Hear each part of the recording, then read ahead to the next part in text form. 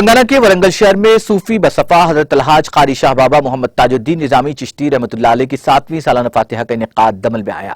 یہ تقریب مولانا قاری خواجہ فصیح الدین نظامی چشتی کی زیر نگرانی منعقد کی گئی۔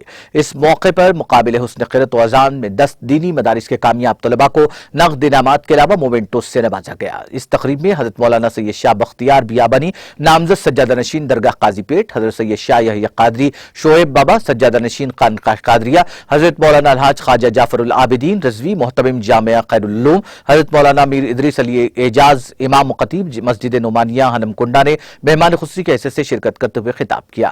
بعد نماز عشاء محفل سماع منعقد ہوئی، جس میں محبوب نگر سے آئے مہمان قبال شجاعت نیازی نے کلام سنایا۔ رات دیر گئے محفل سماع کا اختتام عمل میں آیا۔ مولانا خواجہ فصیح الدین نظامی کی دعا پر محفل سماع کا اختتام عمل میں آیا۔ اس موقع پر سینئر صحیفہ نگار محمد عبد المحسن بھی موجود تھے۔